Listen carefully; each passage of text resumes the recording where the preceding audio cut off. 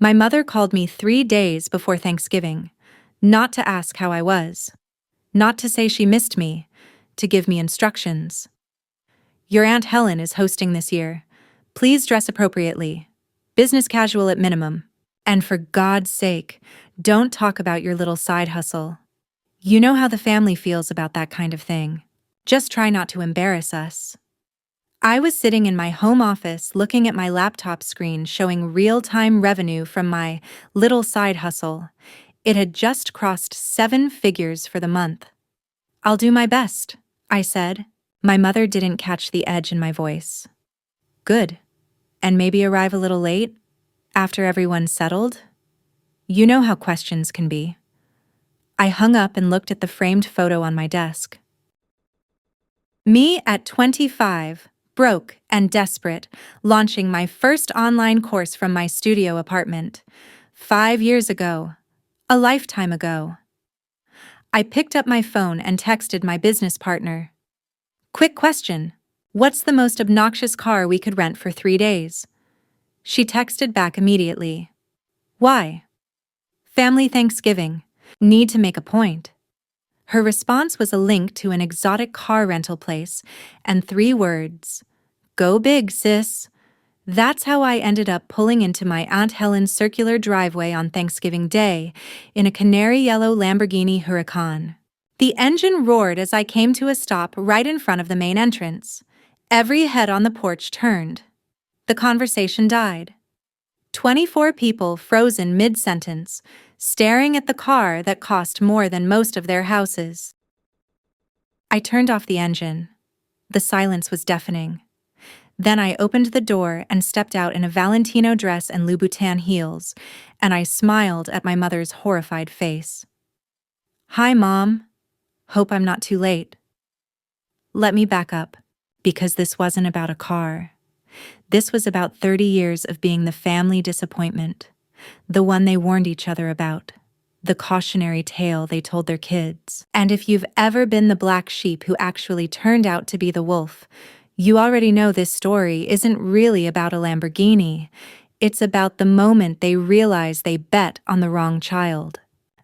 I grew up in a family obsessed with appearances. My father was a mid-level manager at an insurance company. My mother worked part-time at a boutique. We were solidly middle class, but you'd think we were royalty by the way they talked about status and reputation. My older brother Michael was the golden child. Engineering degree, corporate job, married his college girlfriend, bought a house in a good neighborhood. The dream. My younger sister Emma was the princess. Pretty, popular, married a doctor at 24, stayed home with 2 perfect children. The ideal. Then there was me, Christina, the weird one, the one who asked too many questions, the one who wanted to do things differently. I went to college for marketing but dropped out junior year, not because I was failing, because I was bored. The classes felt pointless when I could learn faster online. My parents were mortified. "You're throwing your life away," my father said. "What will we tell people?" my mother asked. Not, "What will you do?" but, "What will we tell people?" I moved to a different city, got a job in social media marketing for a small startup, taught myself graphic design, video editing, copywriting, realized I was good at this. Really good. Started freelancing on the side, built a portfolio. At 25, I quit my job and went full-time freelance. My family was horrified. "You don't have any stability," Michael said. "No benefits, no security, no future." "You should have finished your degree," Emma added. "How will you ever get a real job?" I didn't try to explain. Didn't tell them I was making more freelancing than Michael made at his corporate job. Didn't mention the clients I was landing, the projects I was excited about. Because any mention of my work was met with dismissal. "That social media stuff isn't a real career," my father would say. "When are you going to get serious about your future?" I stopped talking about work at family gatherings, just smiled and changed the subject. At 26, I created my first online course. Social media marketing for small businesses. Priced it at $200, sold 12 copies the first month, made $2,400. It felt like magic. Worked on it obsessively, improved it, marketed it everywhere. By month 3, I was selling 50 courses a month, $10,000. By month 6, 200 courses a month, $40,000. I quit freelancing, went all in on courses. I didn't tell my family. What was the point? They'd just find a way to minimize it. Call it a pyramid scheme or a scam. Tell me to get a real job. So I kept quiet. Showed up to family events in normal clothes, drove my used Honda, let them think I was barely scraping by. Let them pity me.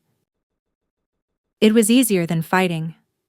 At 27, I launched my second course, then my third. Started a YouTube channel, built an email list. Revenue hit 6 figures, then 7. I moved into a nice apartment downtown. Still drove the Honda. Still dressed down for family events. My mother would introduce me at parties. This is Christina. She's in social media. Said it the way you'd say, she's unemployed. I'd smile and nod. By 29, my business was generating $2 million a year. I had a team of 5 employees. I'd been featured in Forbes. I'd spoken at conferences. I'd built something real, something scalable, something that helped thousands of people build their own businesses. And my family had no idea, because I'd stopped telling them anything years ago. They still thought I was struggling, still worried about me, still saw me as the disappointing daughter who dropped out and refused to get serious. Last Thanksgiving was the breaking point. We were at my parents' house. My Aunt Carol asked what I was doing for work. Before I could answer, my mother jumped in. Christina's doing social media things. You know, online stuff. We're hoping she'll go back to school eventually. I felt my face get hot. I'm not going back to school, I said. I have a successful business. My father laughed, not meanly, but dismissively. It's good you're keeping busy, but having a real career track would set you up better for the future. I make more money than Michael, I said. The table went quiet. Michael looked up from his plate. What? I make more money than Michael, I repeated. I have for 3 years. My business generates 7 figures annually. I own my apartment. I have investments. I'm doing fine. My mother's face went white, then red. Christina, don't be ridiculous. Michael has a real job at a Fortune 500 company. And I have a real business that makes real money, I said. Just because you don't understand it doesn't make it less legitimate. My father put his fork down. You're embarrassing yourself. This is fantasy. Social media isn't a career. I stood up. I'm done with this conversation, and I'm done pretending to be broke so you can feel comfortable. I left. Didn't go back for months. Ignored their calls for weeks. Finally answered when my mother's voicemails turned from angry to worried. We're concerned about you, she said. You've been so distant. I've been distant because you refuse to see me as successful, I said. I've built something amazing and you call it a hobby. I'm tired of being your disappointment. We don't think you're a disappointment, she said. But her voice had that tone, that pitying tone. We just want what's best for you. You want what's familiar, I corrected. You want me to fit into your idea of success, but I don't, and I'm not apologizing for that anymore. We didn't talk much after that. Occasional texts, surface-level check-ins. Then came the call 3 days before Thanksgiving. The "Don't embarrass us" call, and something in me snapped. Not anger, something colder. Determination. I was going to show up, and I was going to make damn sure they saw exactly who I'd become. The Lamborghini was bright yellow, impossible to ignore, Rented for $7,500 for the weekend, worth every penny for the looks on their faces. I'd also bought the Valentino dress special for this. $2,200. The Louboutins were $800. Hair and makeup done professionally that morning. I look like money, because I had money, and I was done hiding it. When I stepped out of that car, the silence was beautiful. My mother's champagne glass was frozen halfway to her lips. My father had stopped mid-conversation with Uncle Tom.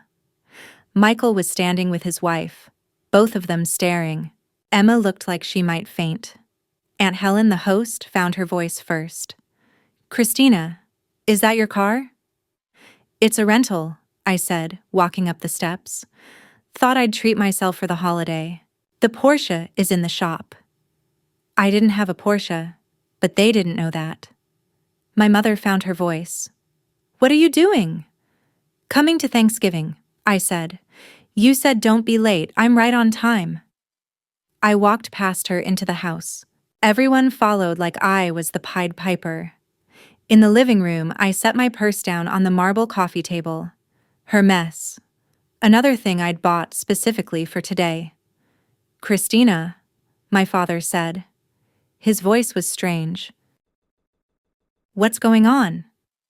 "What do you mean?" I asked innocently. "The car. The dress. This." He gestured at me. "Whole thing." "Oh," I said. "I thought Mom wanted me to dress appropriately. Business casual at minimum, right?" I looked at my mother. "Is this not appropriate?" "That's not what I meant," she said. "I meant be subtle, not show up like someone successful?" I finished. "Yeah, I got that. You wanted me to keep pretending I'm struggling, but I'm tired of pretending." Uncle Tom, never one to read a room, spoke up. "So what, you hit the lottery or something?" "No," I said. "I built a business. The one you all told me wasn't real. It generated $2.3 million last year. I'm projecting 3.5 this year. That's just core sales. Doesn't include speaking fees, consulting, or my YouTube ad revenue." The room was so quiet I could hear the kitchen timer going off. My cousin Jennifer finally spoke. "You make how much?" $2.3 million, I repeated. "Last year. This year's tracking higher." "Doing what?" Michael asked. His voice had an edge. "Teaching social media marketing," I said. "Courses, coaching, content. I help small business owners figure out Instagram, TikTok, Facebook ads, things you all said weren't real." My mother sat down heavily on the sofa. "Why didn't you tell us?" "I did tell you," I said, "multiple times. You told me to get a real job. You told Michael I was throwing my life away. You apologized to people for me at parties. So I stopped telling you. If you're not going to believe me, why waste my breath?" "We didn't know," my father said weakly. "Because you didn't ask," I said. "You assumed. You decided what my life looked like based on what you understood. And what you understood was limited to corporate jobs and college degrees. Anything outside that was failure in your eyes." "That's not fair," Emma said. "Isn't it?" I looked at her. "When's the last time anyone asked me about my work? Really asked. Not with judgment or concern, but with actual interest." Silence. "Exactly," I said. "You stopped seeing me as capable years ago, so I stopped trying to prove it to you." "The car," Aunt Helen said. "Is it really a rental?" "Yes," I said. "I don't own a Lamborghini. Too impractical. I drive a Tesla Model S. But I wanted to make a point today." "What point?" my mother asked. "That you were wrong about me," I said. "All of you. You wrote me off as the dropout, the weird one, the one who'd never make it. And I made it anyway, without your approval, without your support. I did it alone." Michael's wife whispered something to him. He shook his head. Then he spoke. If you're so successful, why are we just hearing about it now? Because you made it clear you didn't want to hear it, I said. Every time I mentioned my work, I got lectures about real careers. So I stopped mentioning it. I built my empire quietly while you all assumed I was failing. Empire, my father repeated. That's a bit dramatic. Is it? I pulled out my phone, opened my banking app, held it up so he could see the balance. That's my business checking account. The personal checking is separate. So is savings. So are investments. His face went pale. I put the phone away. I'm not showing off. I'm showing you that your definition of success was too narrow. You couldn't imagine success outside your experience. That's your limitation, not mine. My mother started crying. We're your parents. We should have known. Yes, I agreed. You should have. But you didn't want to know. You wanted me to fit into your box. When I didn't, you decided I was broken. I'm not broken. I'm just different. Dinner was awkward. Everyone kept glancing at me, whispering. My cousins asked questions. How did you start? What courses do you teach? Can you help me with my business Instagram? I answered them all politely, professionally, like I was at a networking event. Because that's what this felt like. Not family. A room full of people who suddenly saw value in me because I had money. Michael barely spoke to me. Emma kept staring at my dress. My mother looked shell-shocked. My father kept clearing his throat like he wanted to say something but couldn't find the words. After dinner, I found my mother in the kitchen, alone, loading the dishwasher. Mom, I said. She jumped, turned. Her eyes were red. Christina, I'm so sorry. For what, specifically? I asked. For not believing in you. For treating your success like it wasn't real. For that phone call. The "don't embarrass us" call, I said. She winced. Yes, that was wrong. I didn't know. If I'd known, would it have made a difference? I interrupted. Would you have believed in me if I was making 50,000 instead of 2 million? Or do you only respect success when it looks like wealth? She didn't answer. That's what I thought, I said. I'm not upset that you didn't know the number. I'm upset that you didn't believe the work was valuable even when you thought I was broke. Success isn't just about money. It's about doing something meaningful. I've helped thousands of people build businesses. That mattered even when I was making $1,200 a month. You just couldn't see it. I see it now, she said. Now that there's a Lamborghini in the driveway, I said, that's the part that bothers me. My work didn't change. Your perception did. Because now there's proof you can understand. She was quiet for a long moment. You're right. And I don't know how to fix that. You can't fix it, I said. Not really. But you can start seeing me for who I am, not who you wanted me to be. You can stop apologizing for me at parties. You can tell people your daughter runs a successful business instead of doing social media things. I can do that, she said. I will do that. We'll see, I said. Not meanly, just honestly. Trust was earned. I left the kitchen, found my father in the den. He was sitting in the leather chair, staring at nothing. Dad. He looked up. Christina, that car outside is going back Sunday, I said. I told you. It's a rental. A statement. What statement? That you were wrong, I said. That's all.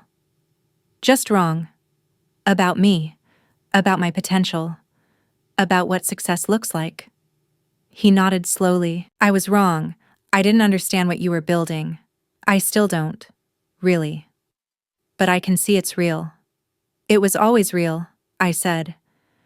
You just decided it wasn't because it didn't look like what you knew. Can you forgive us? He asked. Eventually, I said, but not today. Today I'm still angry. Today I drove a rented Lamborghini to prove a point. Tomorrow I'll go back to my Tesla and my normal life, and maybe in a few months we can have a real conversation about this. But not today. I left Thanksgiving early. Drove the Lamborghini back to my apartment, heels kicked off, windows down, letting the engine roar echo off the buildings. Felt stupid and free and vindicated all at once. Returned the car Sunday. Got in my Tesla. Felt more like myself immediately. The Lamborghini was fun, but it wasn't me. It was a costume I wore for a performance that was necessary but exhausting. My phone blew up after Thanksgiving. Michael texted, "That was intense, but I get it. Sorry for not taking you seriously." Emma called, "Can we talk about your business? I'm thinking of starting a blog." My cousins wanted advice. My aunt wanted to invest. Everyone suddenly had questions, interest, ideas. I responded politely to all of them, but kept my distance, because their interest felt conditional, based on the car, the money, the proof. 2 months later, my mother called. "Can I take you to lunch? Just us." We met at a nice restaurant downtown. She brought a gift.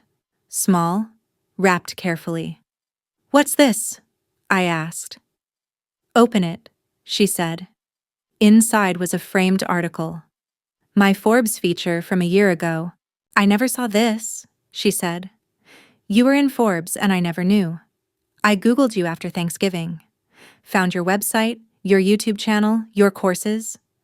I watched 10 hours of your content. You're brilliant. And I missed it. I'm so sorry." I looked at the frame, at my own face smiling from the glossy page. "Thank you," I said. "This means something." "I want to understand your business," she said. "Really understand it. Not just know you make money. Understand what you do and why it matters." So I explained. For 2 hours over lunch that turned into dinner. Explained my courses, my mission, the people I'd helped. She listened, really listened, asked questions that weren't judgmental, just curious. "I'm proud of you," she said finally. "I should have said that years ago." "Yeah," I said. "You should have." "Can we start over?" she asked. "No," I said. "We can't start over. But we can start somewhere new. With honesty. With you actually seeing me. Not the version of me you wanted, but the real me." "I'd like that," she said. It's been a year since the Lamborghini Thanksgiving. My family still doesn't fully get what I do, but they've stopped dismissing it.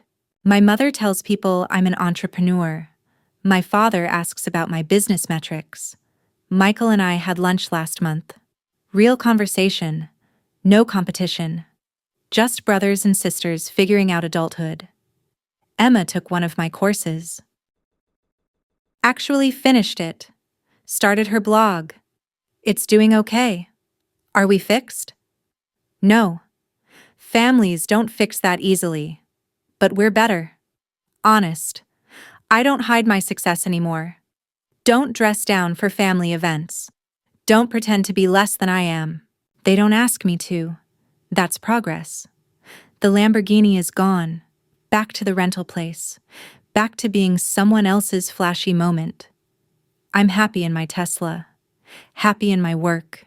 Happy in my life that I built without permission. That Thanksgiving, that car, that moment, it wasn't about showing off. It was about refusing to be invisible anymore.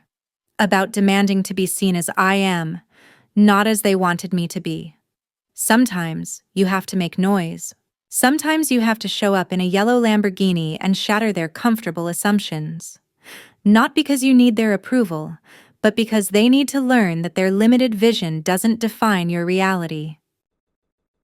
If you've ever been the black sheep who succeeded, the dropout who built something, the weird one who turned out to be right, this story is for you. You don't need to prove yourself to people who refuse to see you.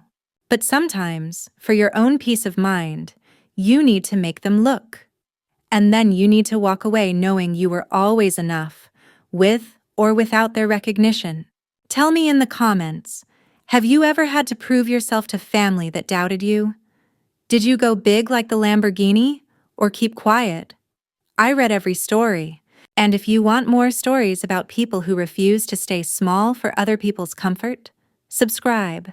There's always another black sheep becoming the wolf.